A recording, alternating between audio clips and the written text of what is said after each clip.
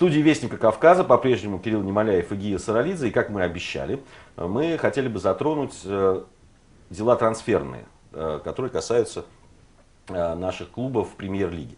Надо сказать, что зимнее вот это окно, которое существует для переходов игроков из одного клуба в другой, как никогда оказалось таким спокойным, прикрытым, я бы сказал. Ну что вот из таких крупных сделок на сегодняшний момент? Ничего пока. Да, это Ибричич, который перешел из Хайдука в Локо за 5 миллионов евро. Ну, госпоже Самородской просто все-таки нужны какие-то красивые футболисты. Да, Андрей Иванов, кстати, из московского «Спартака» за 3 миллиона евро перешел в тот же «Локомотив». То есть «Локомотив» один из самых активных сейчас на трансферном рынке. И Жоао Карлос, это Генк, он перешел, из Генка перешел за 3,5 миллионов евро в Анжи. Вот, собственно, и все, чем наверное, особо можем, так сказать, похвастаться. На уровне, на фоне там, перехода Торреса из Ливерпуля в Челси за 58,5 миллионов евро, ну это, в общем, выглядит как мелочевка. Здесь все-таки с Челси история понятна, что команда впервые играет достаточно блекло, и поэтому что-то надо делать, деньги есть, поэтому что можно делать? Только покупать игроков. То есть другого что способа. Не помешало Ливерпулю обыграть Челси на его поле? Это не значит, что купив игроков, можно решить проблемы. Вот. С другой стороны, почему Локомотив? Наверное, потому что многие играли с Семиным. Семина эти люди устраивали, соответственно, они в какой-то степени, наверное, тоже были за Палыча.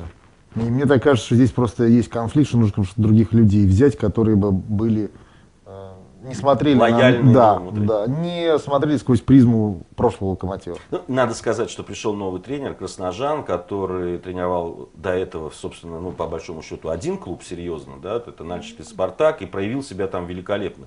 И он отличался тем, что очень умело подбирал игроков, даже имея очень маленький бюджет, подбирал игроков очень грамотно по позициям и умел их встроить в свою схему. Опять же, если говорить о музыке, ведь о композиторе или о группе, какая группа, на мой взгляд, может считаться самой интересной, самой выдающейся, у которой не самое большое количество хитов, а у которой самое меньшее количество плохих песен. Вот поэтому Абба, если мы возьмем Аббу, плохих песен минимум, просто искать надо специально. То же самое в футболе. Не покажите мне, покажите мне, какие у вас игроки и что вы с ними можете сделать. Если вы тренер, самый слабый игрок, как с ним распорядиться? Потому что, конечно, набрав звезд, скорее там надо быть психологом. Просто как-то их совместить, чтобы они друг с другом не бодались. Больше работы психолога. Если у тебя средний материал, интереснее работать, чтобы добиться результата. Потому что здесь, как правило, индивидуальное мастерство футболистов достаточно на среднем уровне, скажем так. То есть надо брать тактикой, определенными действиями, как-то там лавировать. И, конечно, будет интересно последить за работой Красножана. Во-первых, всего один клуб в биографии серьезный.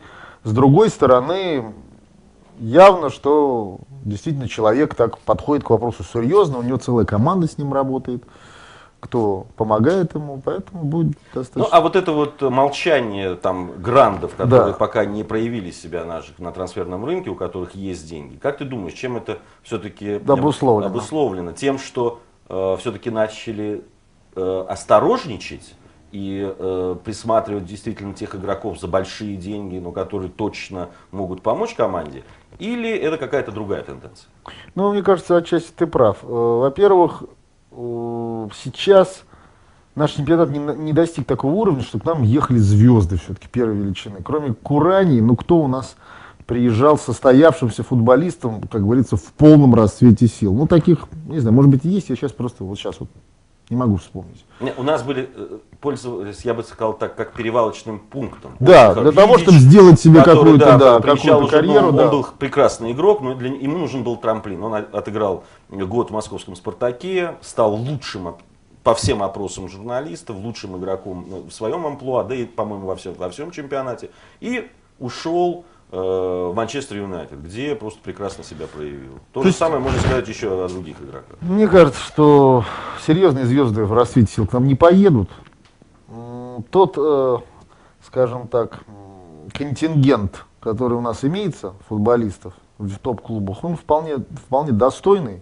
То есть с этим материалом можно работать, и внутренние задачи решать можно, я думаю, спокойно. Вот. То есть, как бы, насколько мы можем в Европе, «Зенит» или ЦСКА, как они могут себя проявить, ну, посмотрим. Слуцкий тоже принадлежит к категории, мне кажется, тренеров, которые, вот, которому интересно работать не то, что вот пригласите мне там с Луны кого-нибудь. Хотя бы не отказался я. Но здесь скорее люди не откажутся, потому что, может быть, да, интересно, с одной стороны, поработать со звездой, вот как вот с ним, вот просто какие они, вот эти северные олени.